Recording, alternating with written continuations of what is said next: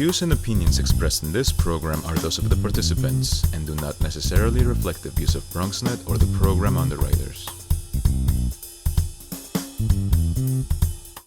And welcome back, everybody. Happy New Year. Welcome to Open, the show that brings the Bronx and the world to you. I'm your host, Dr. Bob Lee from 107.5 WBLS, and we have another fantastic show lined up for you today. Coming up, we'll take a look at what different groups are doing to come together with a goal to activate in our community. We'll let you know more about that. Plus, we'll preview discussions on racism, entrepreneurship, and more.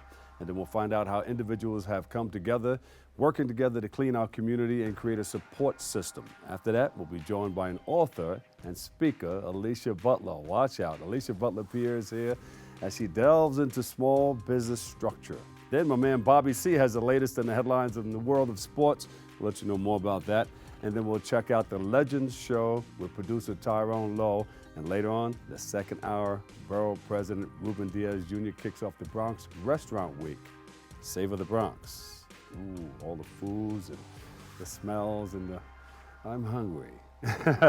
Firsthand, you get a firsthand look. Stay tuned, all this and more is headed your way. We are now open.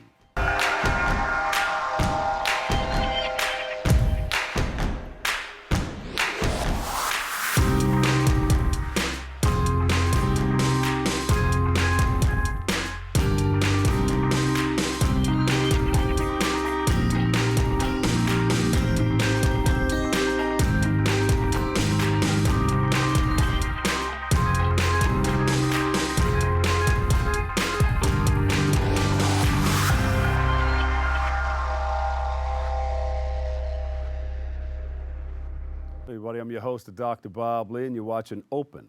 It's a live interactive program that brings the Bronx and New York City straight to your TV set. You can stay connected to us through social media at BronxNet TV.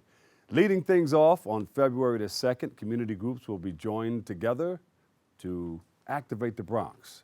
It's called Activate the Bronx, too. It's a civic engagement forum. And joining us with all the details, we have Carol Walton. Welcome to the show. Give her a big hand over there and give her a big hand at home. Hello. And organizer, idealist.org, and Darlene Jackson. Give her a big hand. She's a public member of Bronx Community Board number 9. Welcome, guys. Thank you. Hi. Thank you. So we got it going on. Tell us about it. Happy New Year, first of all. Happy New Year. Yeah. So our event is called Activate the Bronx, and is a civic engagement forum taking place on February 2nd on a Sunday at 2 o'clock. It's going to be at Bronx River Community Center. It's an event that we're holding along with Idealist Days. Idealist Days is a monthly initiative that was started by idealist.org. I'm a community organizer there. And what we are trying to do through Idealist Days is to get people involved in their community by taking active steps to make a positive change in their community. Excellent. Yeah. I like it. Yeah. And I've been to that community center over there. And then how did you jump on? So I actually met Carol about a year ago at an Idealist Day event. Yeah. It was actually 5-5 because they hosted on 5-5-6-6-7-7. Oh, gotcha. Yeah. And so, so I've been using the Idealist Day as a platform to kind of engage with my peers, to use it as a platform to kind of build relationships and kind of work together on things that we care about and kind of go from intention into action. Yeah. And so I've been a part of this effort for over a year now. Yeah. And you've been doing it for how long? I've been there for 2 years. For 2 years? I actually came on board when they started the initiative. It was started by the CEO of idealist.org, Amidar. It was his vision to get people connected in their areas, just to be able to get together and do social good. Yeah. Yeah. And how does it work? So if someone first comes in, they don't know anything about it. You guys know it, you know it all. You've been around it. If somebody first comes in.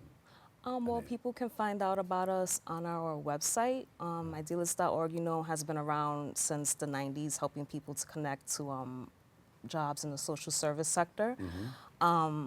They can go on idealist.org, or they can go directly to our homepage, which is idealistdays.org. Yes. We also have an online community called Idealists of the World, which is a Facebook community. And it's just, sort of getting involved by clicking onto the website, and then finding out about the opportunities that's available to them. They can also take the day, like the day is, it's once a month.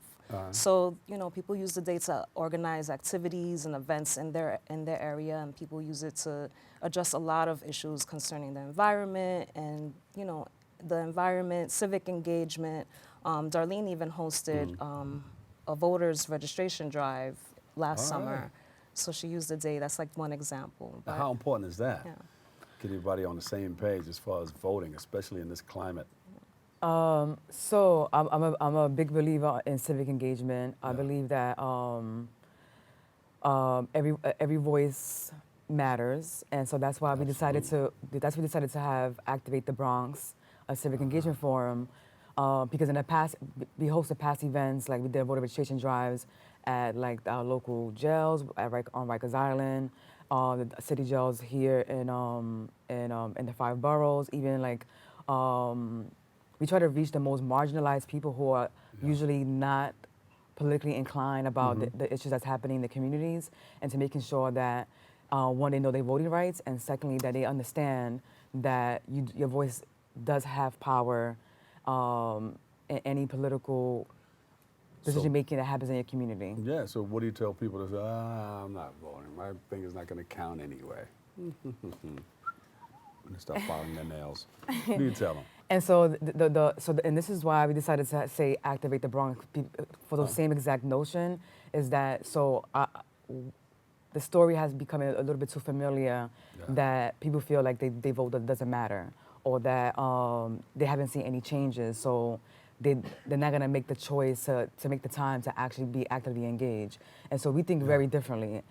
So those are the same people that we want to target, and especially young people, because young people are today's leaders. And so for the people who feel like they don't want to vote because they haven't seen any changes, we're like, no, you need to. That's exactly why you need to vote, so you can actually see a change. So you tell them a little bit about the structure of it all, how important it is to vote locally as well as nationally, not only wait for the national election, because that president, any president in office can choose a Supreme Court justice, which will be the law of the land. And that's within itself is important. Yes. Yeah. So we definitely believe in starting as local as you possibly as local as you can get. Yeah. And so that's what we did. We invited the Bronx Community Board 9, New York City Votes. The census is a big thing that's happening this year. The census 2020. You guys are involved in that too? Yes. And so we're making sure that those people, they're going to be in the room. They are panelists, and they're going to educate. Yes. It's to educate and empower, so people can leave there with making sure they know how to get involved. And let them know about the jobs too. $25 an hour. Yes, that's really important information. Definitely. Yeah. So we definitely have a representative that's going to be tabling as far as like letting folks know that they are hiring, and how they can apply for jobs. They're going to start calling people back between January and March, as far as like field workers, starting at $25 an hour, as you said. Yeah, and I'm sure you guys are going to be teaching about the census too, and how important that is. Yes, so we have the dopest people coming in. They are We've been to one of their first teachers in the Bronx, in the Bronx, and so they're gonna do a presentation of why it's important to making sure that everyone is counted, and because that's how money is allocated for our schools, for NYCHA developments, anything that has to do with the livelihood. That's how the money's gonna be allocated. So people need to understand that. Yeah. What else do you have coming up? We also have the Advocacy Academy at Teachers College. They're going to be part of our panel, and they'll be there to give expert tips on how to advocate for yourself, how to reach out to local politicians. So Activate the Bronx Civic Engagement Forum, that's going to be Sunday, February the 2nd, 2020. You got 2020 vision, all right. And what time does it start? It starts at 2 o'clock. From 2 to 5, okay. Children's Arts and Sciences, Science Workshop Incorporated is going to be there also. Give me that website one more time. It's www.idealistdays.org. we think you guys are coming, okay? Thank you. Thank you for Appreciate it. having nice us. to meet you. Nice to meet you, too. Thank you. Nice All right. meeting you. We'll take a break. We'll be back with more next, right here on the Got to be other gay people in this borough. That is the goal of this show, to give the community a voice. As writers, as producers that write queer content, you know, we definitely have to open the door for the person behind you. The community always comes through. Things are going to get real here. The community really does exist so far beyond just the L, the G, the B, and the T. Whenever people are out and proud and loud, you know, we get heard. And welcome back, everybody. You know, on January the 22nd, Victress Enterprises, they're going to hold their I Am Racist Real Talk event. And joining us with all the details, we have the preview and the whole nine, the co-founders, Waleska Mamalejos and Noela Rosado. Noelia. Noelia. I said it here first, You right? did, you did. Noelia, so it looks different over there. Noelia Rosado, we welcome you guys to the show. Thank you so much for having us. Yeah, so you guys know all about what's happening. Happy New Year, first of all. Thank you. Happy New Year. Did you enjoy it? You Absolutely. brought it in the right way? Yes. Yeah. So tell us about your organization.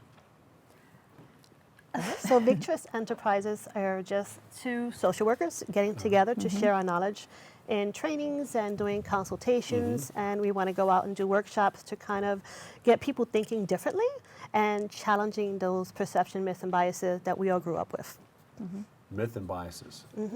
We all have And them. how do we challenge those? Because a lot of people are afraid to come out and say, I have this sort of situation or problem. Right. And that's why we started it. Exactly. Yeah. That's really the reason why we got together and are initially doing this first workshop on the 22nd, because with the current climate and the divisiveness in the country right now, not enough people are talking about their own myths and their own biases and their own perceptions of people's differences. It doesn't necessarily only have to do with race.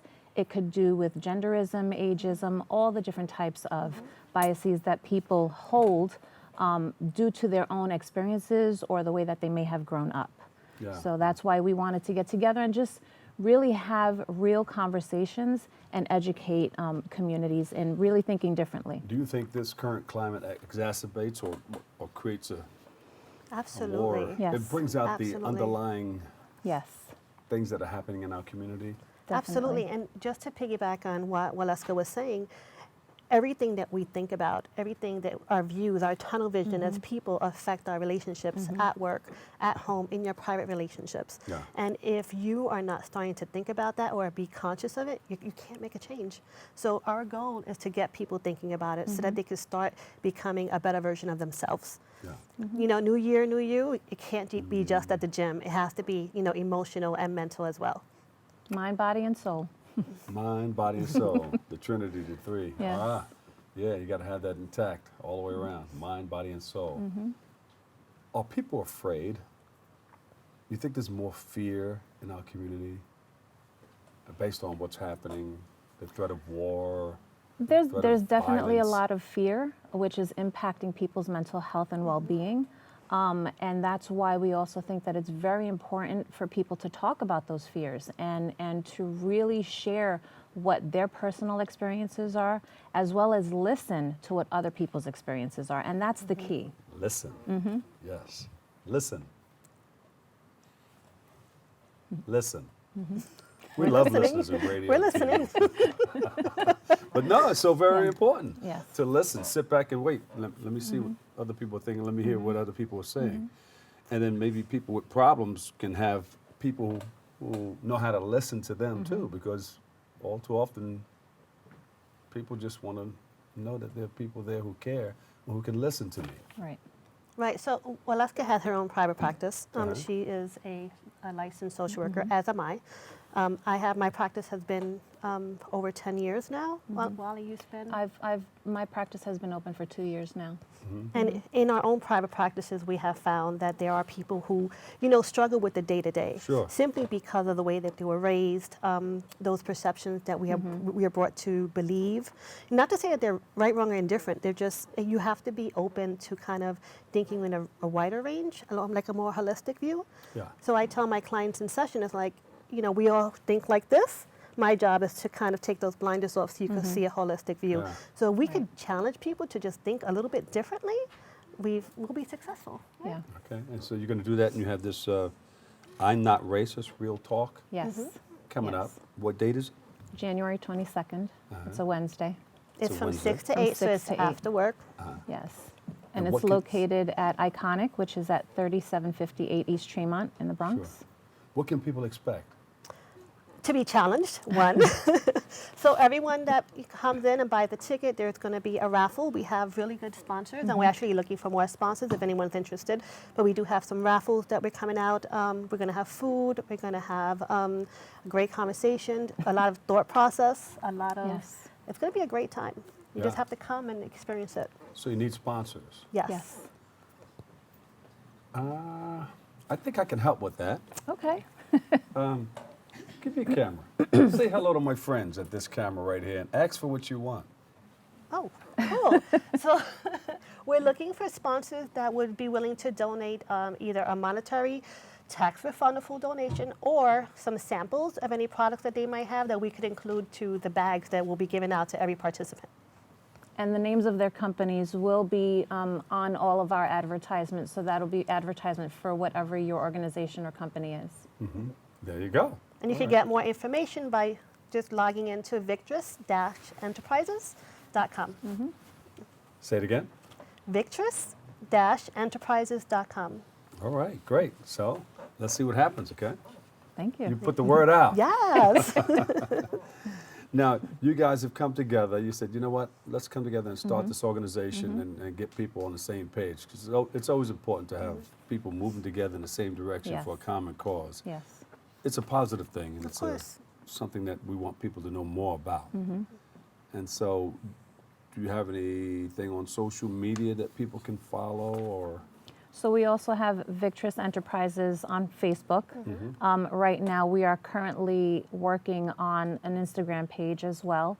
So they can follow Victress Enterprises on Facebook. And any workshops or any events that we are having, we definitely post on that page. Yeah. Any people come up that say, you know, I thank you, I appreciate you for helping me out. Thank you for creating the awareness. I love you.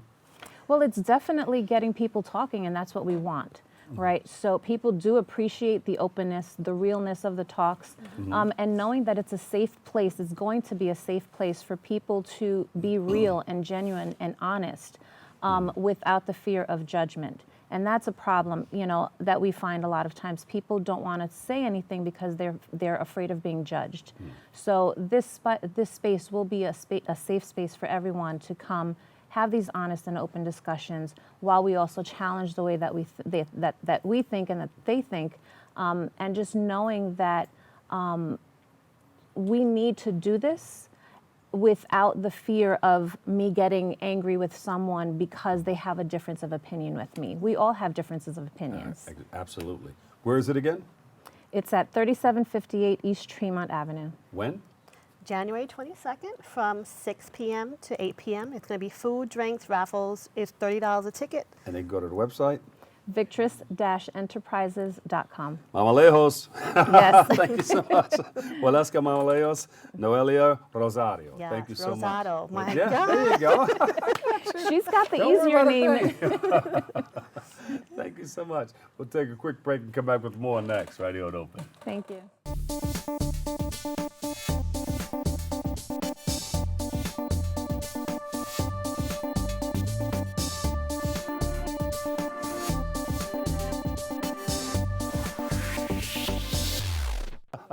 Welcome back, everybody. Welcome back on January 25th. Our next guest will hold a Healing Through Street Cleaning event.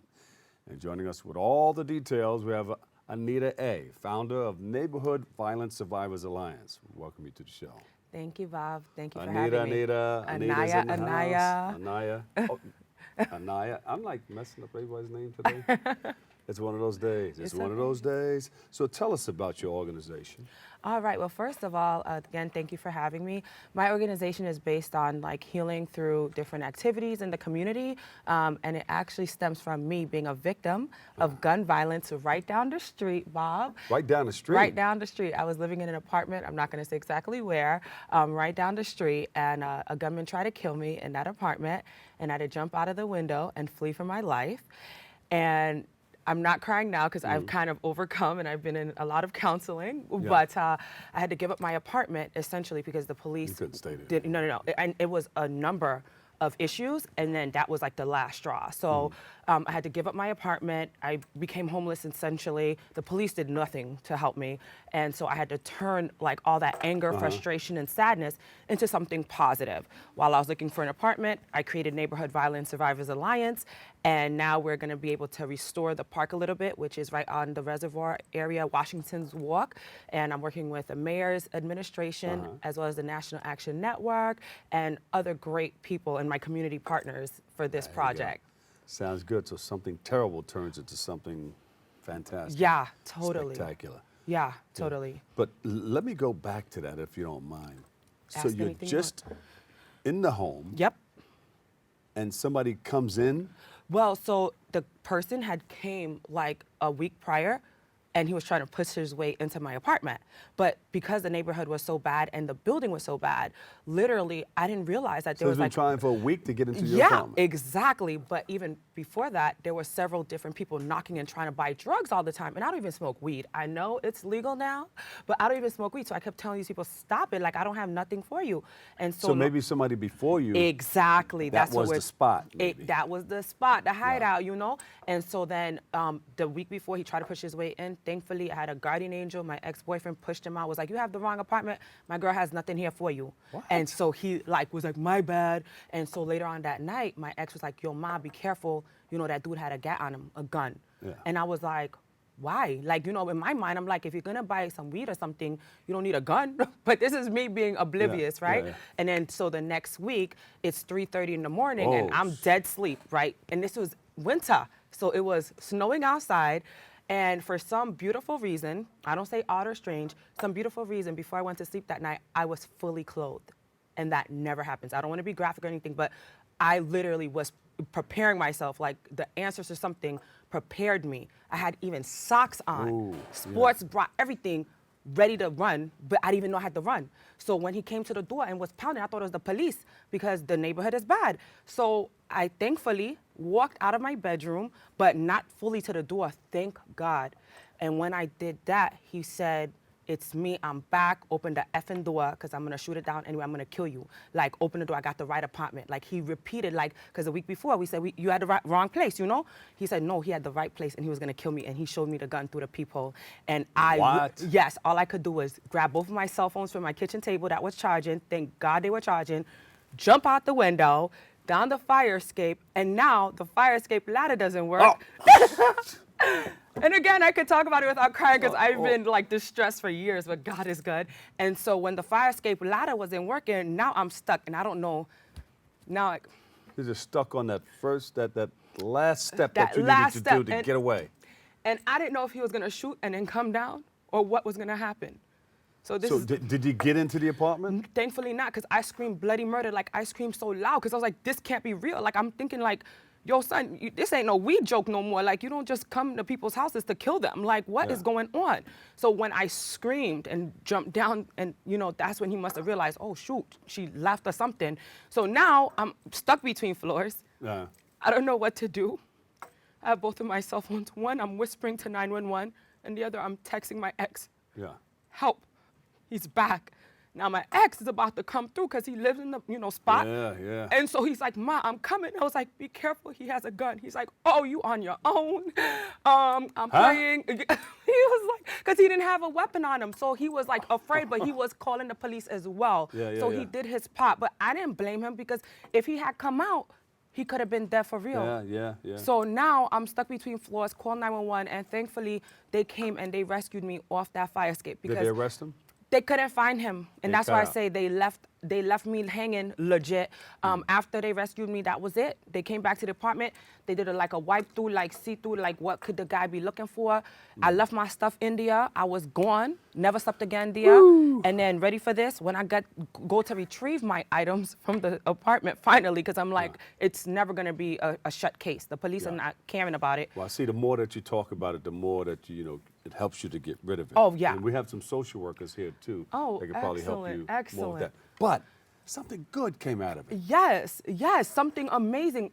Right before everything happened, actually, I was working with Citizens Committee of New York City, Sean Whitehorn. I don't know if you've ever met him or heard of this. I heard the name. Right? Yeah. He is real known in the community for like helping to beautify the neighborhoods. And one of the things that happened with me is before I even had this situation occur, the neighborhood was a little raggedy. So I was like, let me get some paint, let me get a group together, let me paint it down. This happened, now I don't have a neighborhood. But something told me, go back and make it a nice place for people. Survivors Alliance. Neighborhood Violence Survivors Alliance. Got to have that violence part because we help those people that have either experienced things like me or are going through worse tragedies. And so since then, real quick, I did a live an interview with Wale Aliyu of NBC 7. He's the one who put my story out there. I've been working with, like I said, National Action Network, Reverend Al Sharpton. Yeah, sure. Big ups to him. He helped me get an attorney to help fight what was going on. Right. The mayor, de Blasio's administration has been on board. He made a few phone calls. Hey, who else? The partnerships. Vicky's working with you. Let me tell you, because I was like, I didn't die. Yeah. So I lived through this, and we're gonna do something about it. Yeah. And so Washington's Walk Park, when you go out there, it's raggedy. It's not cute. So I like to heal, and because I'm healing, I want others to heal too. If the kids don't have a park or a swing or a mural to look at, what are they gonna do? They're gonna be in their houses, they're gonna do something stupid, they're gonna end up in a gang somewhere. And it's time for us to change that narrative. What's your website so people can go find out? So right now we have everything under www.freedomentertainmentgroup.com, which is the parent company. But we have social media, which is Neighborhood Violence Survivors Alliance on Facebook. And then on IG, please hit up the IG, which is NVSANYC. And may I just say this too? Sure. We need the support of the community. We need volunteers. I can't do everything on my own. And if we have artists out there or anybody that can donate or help with supplies, we want to not just make this part beautiful, but we want to make others beautiful as well. Yeah. So my desire is to see a community come together and really make a difference. Anaya, A. Yes. Thank you so much. Thank you for all that you do. I'm sorry that you had to go through what you had to go through. But God is good. Sometimes he'll show you one thing and then open up a door to something else, and that's exactly what happened. Exactly, and I literally, I have good people working with you. And I have the tagline, victim to victorious, and then the partnerships for Park, I'm so happy for them and being able to work with them, and of course, Citizens Committee. And there's so many other people, Aries, The Voice, who's a real big partner, and others that are locally doing the work that they're doing. Thank you all so much, and thank you. I'm excited about the project. God bless you. Anaya A., founder, Neighborhood Violence Survivors Alliance. Bam! January 25th. January 25th. 1 to 3 p.m. There you go. Washington's Walk Park, down the street. Kingsbridge and Sedgwick. We'll take a quick break. I've got more open next. Stay right there. Did you know that brain and spinal cord tumors are the deadliest form of pediatric cancer? It can happen to anyone. I'm not hungry. My tummy hurts. You can help us be part of the solution. Get in here. Hurry. You can be part of our family. It's okay. Please support our mission today. Making Headway Foundation, dedicated to the care, comfort, and cure of children with brain and spinal cord tumors. We built a media network for you. BronxNet TV. Come learn in your new state-of-the-art studios at Lehman College. At Mercy College. And coming soon to the South Bronx in the Hub. Inspire with your stories, culture, history. Your Bronx on BronxNet. Engage with us. Connect with us at your channels and at BronxNet.tv. Learn, engage, inspire. BronxNet TV. From the Bronx to the world. BronxNet.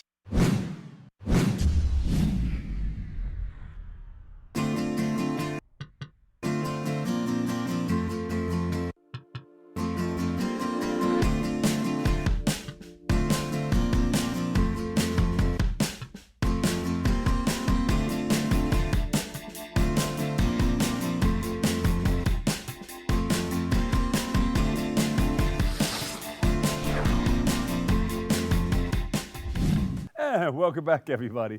Our next guest is the founder and CEO of Equilibria Incorporated, and joins us for a look at her work in business infrastructure, as well as lots of other things. We'll let you know more, like right now. Here's Alicia Butler-Pierre. We welcome you to the show. Thank you for having me. Yeah. Glad to be here. All right. So tell us what you're doing with this. So my company is Equilibria. We are an operations management firm. We basically help fast-growing small businesses scale with less pain. Operations management firm. Yes. What does that exactly do? Glad you asked that question, because so many people don't know what that means. But we actually help you set up your processes and systems so that as you start to grow and you need to hire more people, you can have the processes and systems to make sure that your products and services still remain consistent, that they're delivered consistently without your customers getting angry, and you can scale. That's what we mean basically when we say scale with less pain. Scale with less pain. Exactly, I like that. yes. So you're reaching out to people who have small businesses? Yes. Basically? Yes, Yeah. fast-growing small businesses. And it's so funny because a lot of people, they forget that companies like Facebook and Google and all of Started these, off as a small business. They started yeah. off as small businesses, yes. So it's very possible to go from working in your garage or basement to having a multi-billion-dollar company within your lifetime.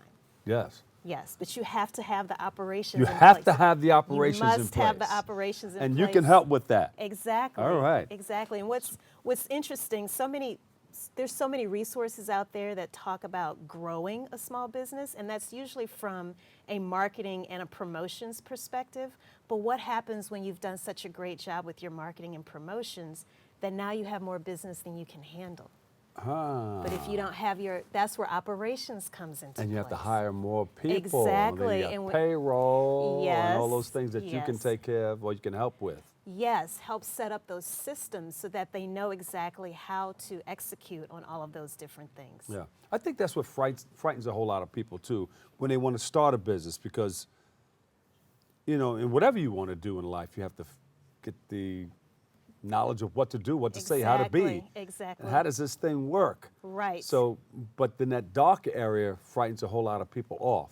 So you can create some awareness on that. That's exactly right. And so with my podcast, for example, it's called the Business Infrastructure Podcast. So every week we have a different guest come on and talk about what goes on behind the curtain, you know, gives very specific details of how they were actually able to take their companies to the next level. So every guest comes on and provides at least 3 resources. 3 resources? Yes, that's the requirement of each guest. Because to your point, there is that dark gray area. We don't know what we don't know.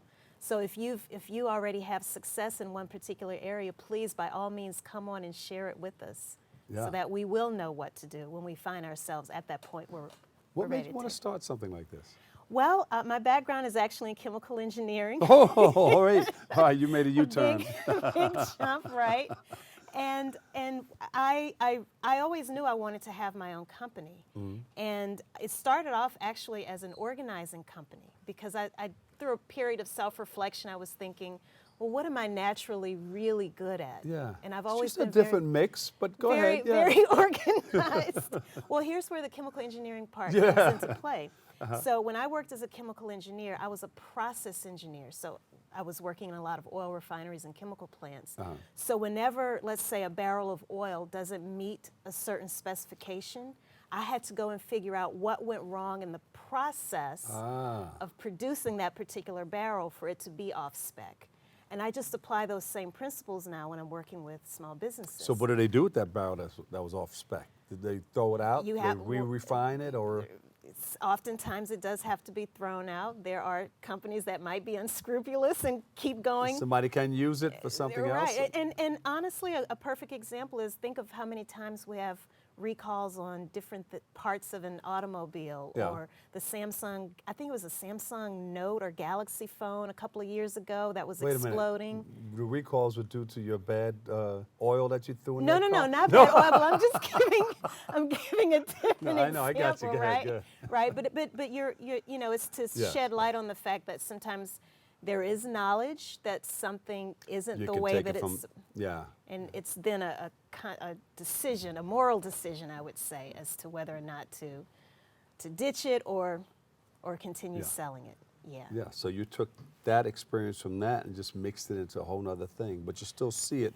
It still Right. has the same ideas, but it's a different thing. Right, and honestly, my business has evolved into what it is today from listening to my customers.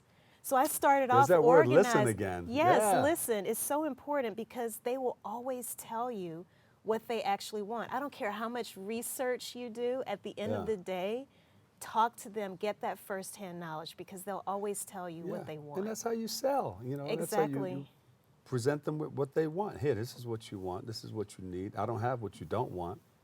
You ever use that? Am I right? Right, no, you're right. Absolutely. Yeah. Yeah. So where do we go from here? What do you want people to know? What I want people to know, if I can talk about my book a little Sure. bit here. So it's the reason it's called Behind the Facade is, again, and facade is not necessarily a bad thing, but there's so much emphasis that we place sometimes on making ourselves look good and our companies look good on the outside, and that's definitely something that you have to do. Yeah. But when the spotlight is actually shown on your business, can you actually handle the growth that comes along with that? So with you having your successful background in TV and radio, when people come onto your shows, what if all of a sudden they have a surge in business? Can they actually deliver on that? And if you can't, this book can actually tell you how to get your operational systems in place to be able to support that kind of growth. Thank you. And that's your copy, by the way. Oh, thank you. I said thank you too soon. But yes, and people need to know. Yes. Yeah. So you can get those things in line so that you can operate functionally. Yes. And so I'd like to make an offer to your viewers, your audience, Sure. if I may. So if they connect with me on LinkedIn, you can find me at Alicia Butler Pierre. I will give them a free chapter from the book that actually highlights specific details on how they can start to get that business That's what at that camera right there. Okay. You have to go to what, Pierre? Connect with me on LinkedIn. Look for me, Alicia Butler Pierre. Mention BronxNet TV, and I will send you a free chapter from my book that will actually get you on the road to starting your business infrastructure for your company. There you go. Yes, they All have right. to mention BronxNet TV. So if they want to be rich, want to make some You want to money. be successful, yes, and have longevity in business because so many, we always hear these statistics about how many small businesses don't make it to their fifth year. Okay. So you can go there, and then you have a website? People can Yes, go? there is a website. It's eqbsystems.com, and my podcast, you can find that at businessinfrastructure.tv. Thanks for stopping by. You're going Thank to you stop for by having more? me. And they can get this I where? hope so. Anywhere Barnes & books Noble? yes, anywhere books are sold, actually. Amazon, Barnes & Noble? Amazon, Barnes iTunes? & Noble, Books A Million. It's available as on Kindle as well, so there's an ebook version as well. Thank you so much. Give a big hand, everybody. Alicia Butler Pierre, founder and CEO, Equilibria Incorporated. Now, let's turn our attention to say it. Can you say that? CS Viernes for the Savor the Bronx Restaurant Week. It's kicking off right now. Yeah.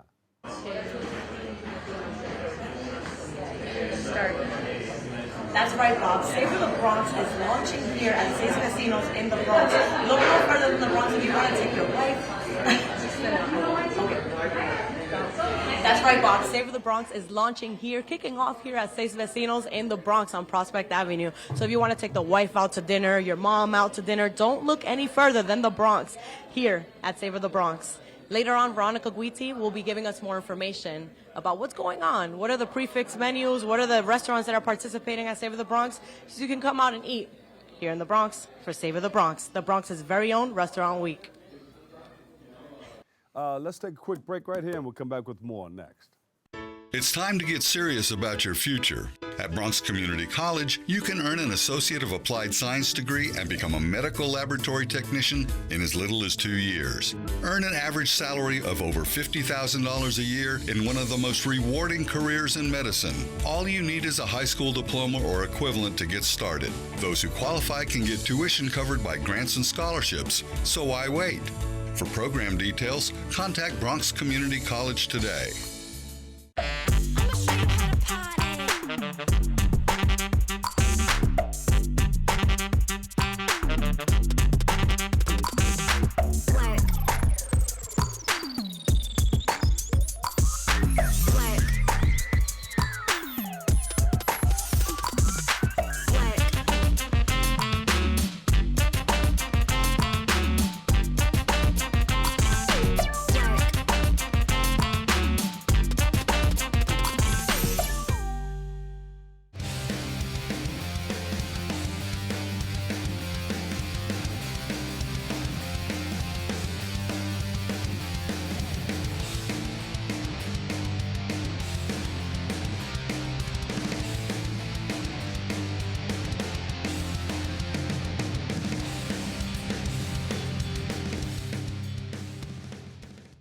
We begin on the NFL gridiron. What a weekend the wild card weekend was. New England's reign atop the NFL is over, at least for this season. Derrick Henry ensured that with the kind of dominating playoff performance usually reserved for Tom Brady and the Patriots. The former Heisman winner and league-leading rusher rushed for 182 yards and a touchdown, while Tennessee's defense stymied Brady and perhaps ended his championship-filled New England career with a 2013 wildcard victory Saturday night. Brady does not plan to retire, but he also admits that he doesn't know what's next for his career. Before the final seconds even had come off the clock, Brady's future became subject of speculation. He is scheduled to become a free agent in March and has said he hopes to continue playing until he's 45. The 42-year-old GOAT reiterated Saturday night that he does not plan to retire. Let the Pats offseason soap opera begin. That could include Patriots offensive coordinator Josh McDaniels. McDaniels is under consideration for 3 head coaching jobs with the Carolina Panthers, Cleveland Browns, and New York Football Giants on the list. And for the first time since he returned to New England after a failed tenure in Denver and a short-term stint with the LA Rams, McDaniels is available to be hired less than 1 week into the cycle.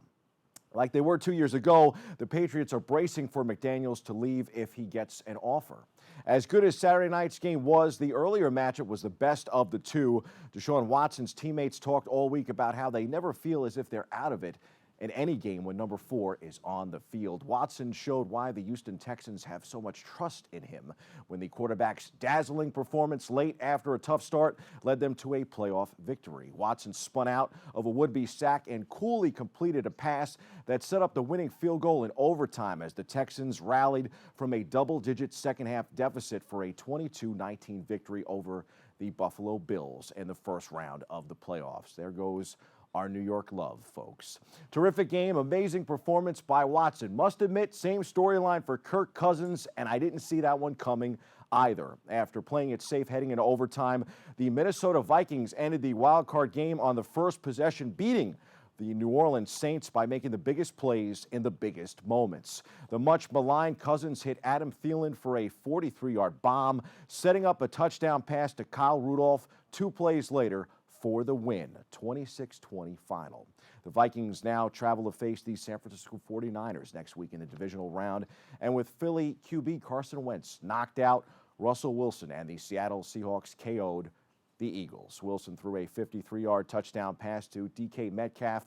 Marshawn Lynch had a rushing score, and the Seahawks beat the Eagles 17-9 in the wild card round of the NFC playoffs on Sunday night.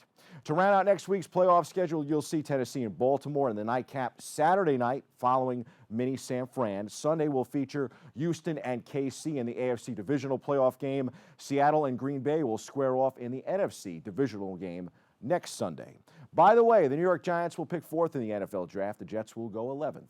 Although neither team needs a signal caller, perhaps don't expect to see Tua when the draft rolls around in the spring. Tua Tagovailoa already announced he would make an announcement on his future today. Alabama announced Sunday the quarterback will announce his decision during Nick Saban's noon Eastern Time press conference. The fact that Tua is making his decision public in that setting has invited speculation that he is returning for his senior season.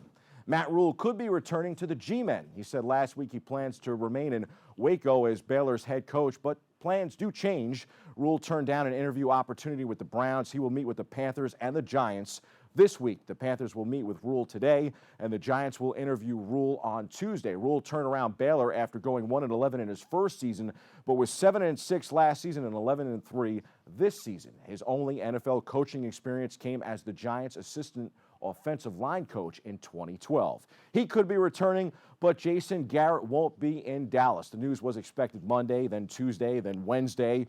The Cowboys informed Garrett on Sunday afternoon that they are moving on from him.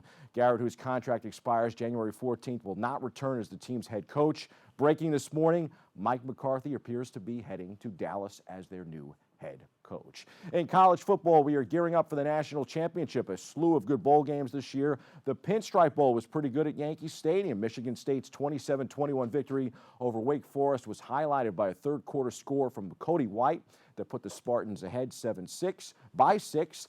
They survived down the stretch, while 8-5 Wake Forest missed a chance to win 9 games for just the third time in program history. We go inside the locker room for more.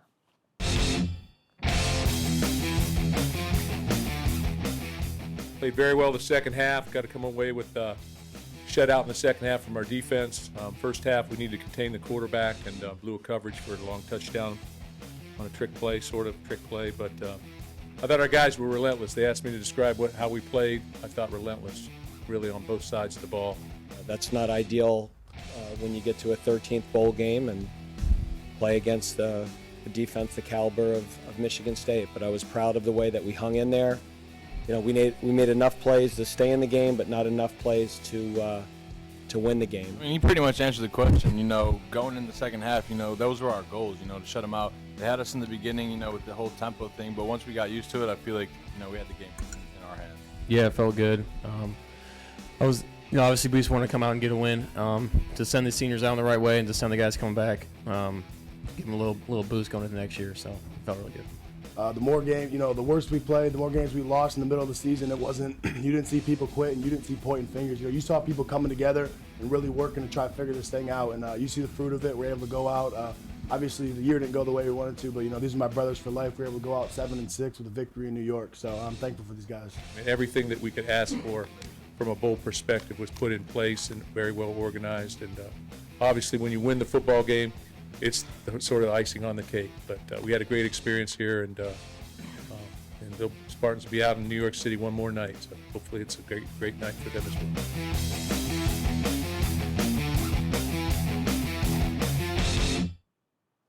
Time for some quick hitters. We said on Friday's show that we would detail the game that seemed to turn both New York basketball teams in opposite directions. The New York Knicks beat the Brooklyn Nets on their home court during the holidays. Here's more.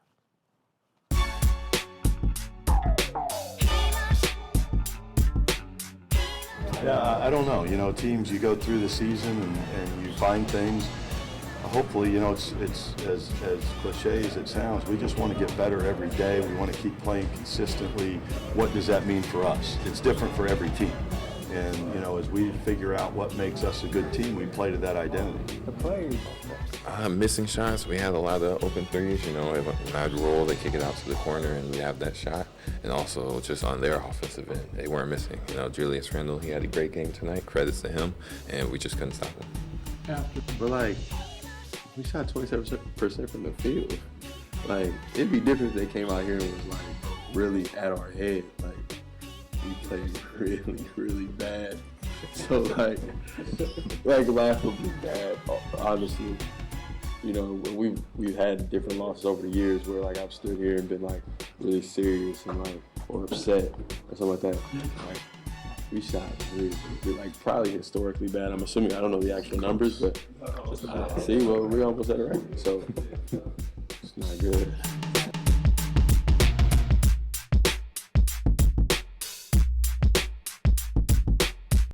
The Knicks then posted a win streak but have since dropped 2 tough games on their West Coast swing, including a 135-132 final to the LA Clippers on Sunday. The Knicks face the LA Lakers Tuesday. The Nets, meanwhile, are in Orlando tonight. They've had their share of struggles finding the win column. The Nets fell 121-102 to Toronto on Saturday. Staying in the association, congrats to Vince Carter. He became the first player in NBA history to play in parts of 4 decades. Wow. On the NHL ice, the Islanders will host Colorado tonight. The Devils will then host the Isles Tuesday. The Rangers will then welcome the Avalanche on Tuesday. Those are the headlines. We hit the C-list for some bull riding.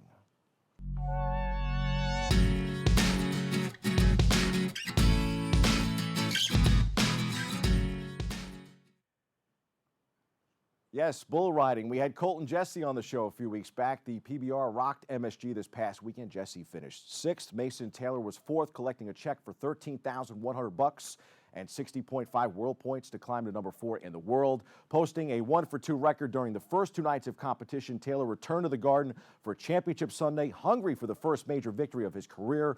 Earlier in the event, Taylor also won the first 15-15 bucking battle of 2020, courtesy of a matching 90-point score on Bill the Butcher. Yes, Bill the Butcher. Here's more. Check this out. Experience of being here at Madison Square Garden? It's insane. I mean, there's been so many great guys and, you know, great fighters, great singers, great basketball players play in this arena. There's so much energy in here, and it definitely relates into my riding. Now, you have this terrific start on Friday night. What does it take to win this event over 3 days? Stay on 5 bulls. I mean, if you do that, not everybody's going to stay on 5. If you stay on 5 and do your job, it should work out. Man, I felt great. I was a little rusty getting on some practice bulls at home, but you can't let that phase you when you come here. You got to be mental tough, and so I just rode them like every one of them was going straight and like I should. In front of a record-setting New York City crowd inside the world's most famous arena, Joao Ricardo Vieira delivered a dominant 4-for-4 performance at the 2020 season launch major, winning the Professional Bull Riders Unleash the Beast Monster Energy Buck-Off at the Garden. Very cool sport. Definitely worth checking out on TV and live, too. That's your sports. I'm Bobby C.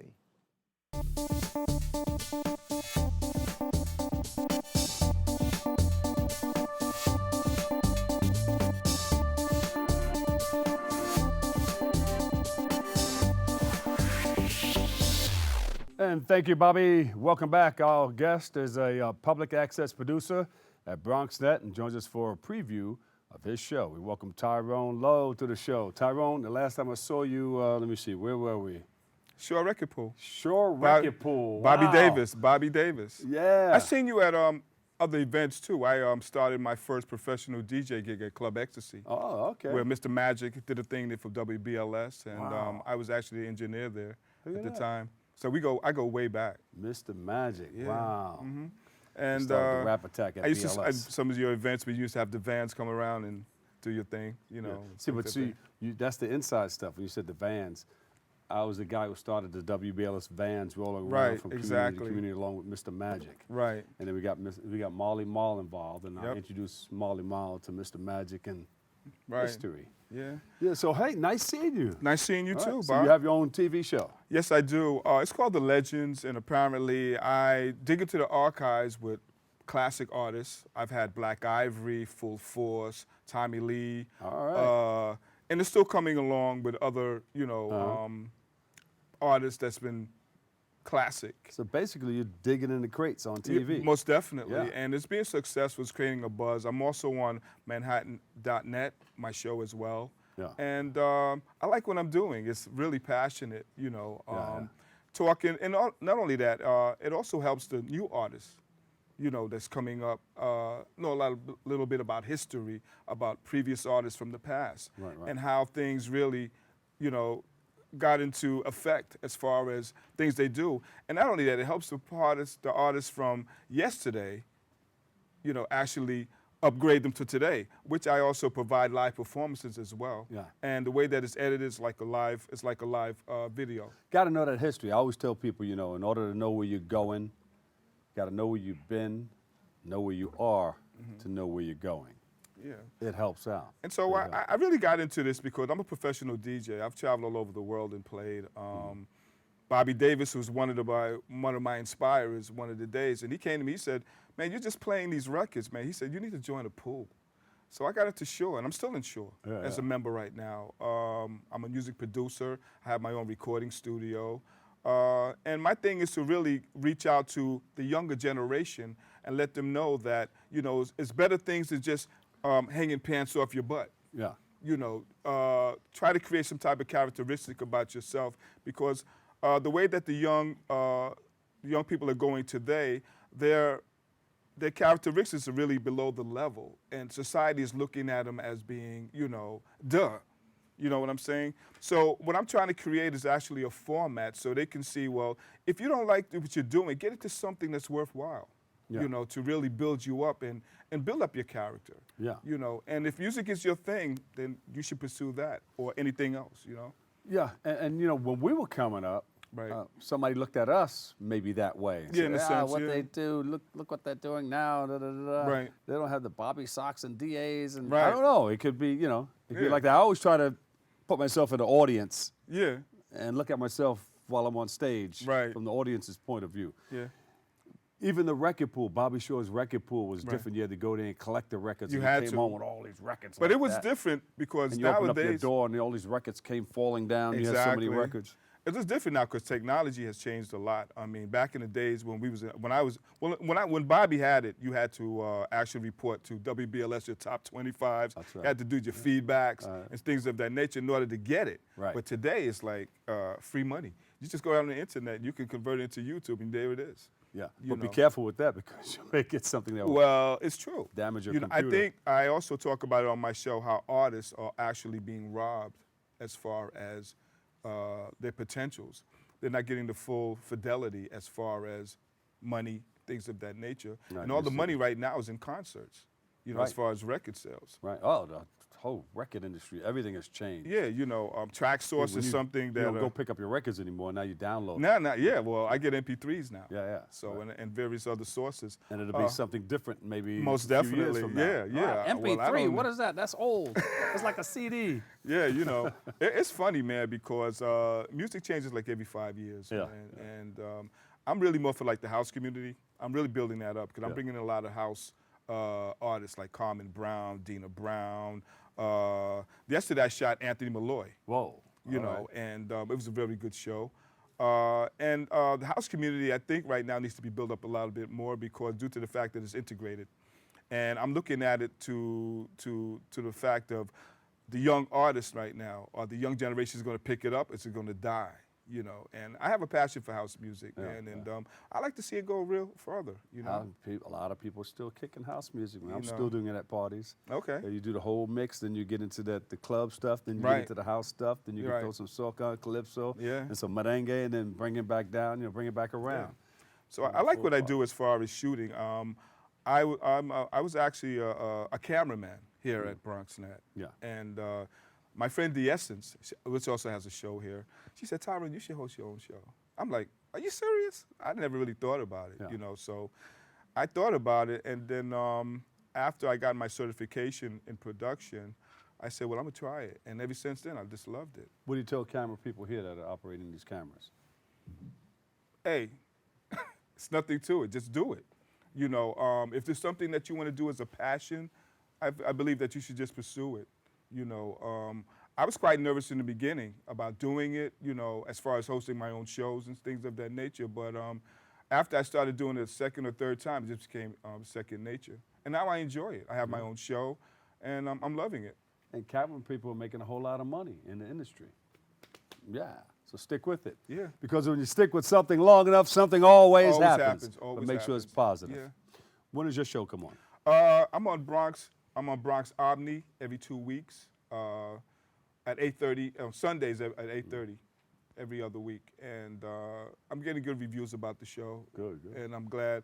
I spoke to Helen about it. You know, I was like, you know, I know Lee probably don't remember because I had hair back when I saw you. You know, and I said, well, you know, I like to really promote my show because it's not only just about the artists, it's quite educational. And I just don't do artists. I do people that's different walks of life that really wants to go further with their Thanks careers. for stopping by, and Happy New Year to you. You too. Tyrone Lowe, everybody, producer, The Legends. Make sure you check him out. He's on BronxNet, channel 68. There you go. Unfortunately, that's all the time we have for today's show. I would like to thank our guests for joining us and you for tuning in and checking it all out. You can catch the recablecast tonight at 5 and 10 p.m. and watch anytime on the web at bronxnet.org. And you can tune in Wednesday for the all-new episode with our host, Darren Hyman.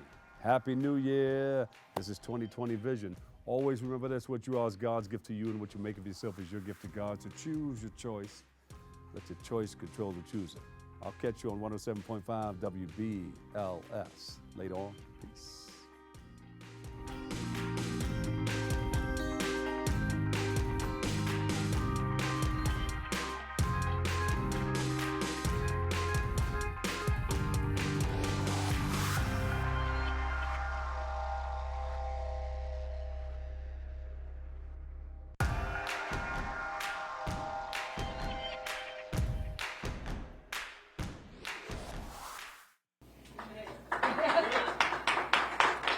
And, you know, here today, as a true Bronx community, I'm just extremely humbled personally.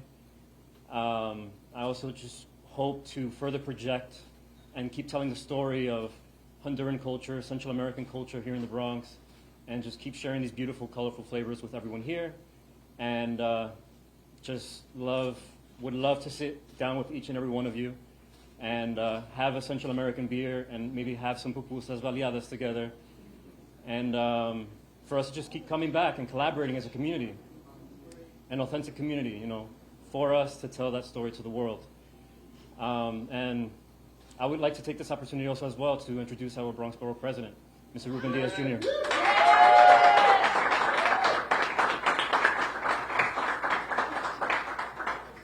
Good morning, everyone. Good morning. Happy Three Kings Day. Feliz Dia de los Reyes Magos. Happy New Year to everyone. I hope that you and your family brought in the new year in a great way. I just want to say that while Omar introduced me now, we've been introduced many, many years ago. He reminded me when I ran for my first re-election, how I knocked on doors in Monroe houses, asking for people to vote for me, and he makes me feel old. But he was one of the families whose doors I knocked on. And that is important. This is what excites me about this. And the reason why I want to thank Olga Luz, the reason why I want to thank Marlene Cintrón, my team, and the entire Bronx Overall Economic Development Corporation is because Savor the Bronx is about celebrating our flavor. Savor the Bronx is about us as a borough letting the world know that not only that we exist, but we are the boogie down Bronx, and we are just as good, if not better, than everybody else. And what Omar exemplifies is not only that we have flavor here, that we have talent, but when you look at our cuisine, if you are an Epicurean, our cuisine is second to none when it comes to taste and flavor. Our cuisine is second to none when it comes to diversity. Think about the concept of Seis Vecinos. Think about how this beautiful restaurant helps to bring up this area of the Bronx. And think about, even more importantly, how it's being done by a native Bronxite. That is important. And I'm happy that the media is here, because quite often when we look around the city, when we look at municipalities and we see beautiful restaurants, when we see diversity in what we're offering our taste buds, people often say, oh, there goes the neighborhood, oh, there goes gentrification, oh, there goes displacement. But think about who we have here. When you look at Brick and Hops, and also Bistros, Alfredo, and Willie Colon are Bronx boys. You look at the Ramirez brothers, Bronx boys. You look at Jason and Empanology, Bronx boy. You look at so many of our participants. These are top-of-the-line restaurants. They run the gamut across the board, whether you want seafood, Italian food, whether you want Central and South American, Caribbean food, Indian food, and for the most part, the participants and restaurants that we see popping up in our borough, guess what? Thanks to the BOEDC, they give and the assistance, they're being done by people the boogie down Bronx. And that to me is celebration.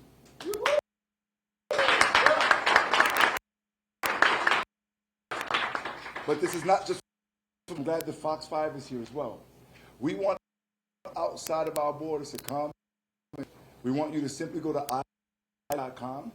You'll see the listing of the different restaurants that are participating. As Olga Luz said, we have the high patient of every year. This is about us saying, one, they didn't want to include the Bronx in terms of the New York City. Well, you know what? We created our own. And we did so where we changed a couple of years when we do it. Because after the holiday season, restaurateurs and they see a lull. The people who come here, and by the way, like many of us here, so many other Bronxites, after holiday season, we're kind of light on the pockets. So what better way to have great quality food, have continued great to satisfy your, and do so in a way where you don't have to the pocket or the wallet. And so that's why we do this here. We welcome everyone to not support born and raised restaurants and business men and women, which is beer.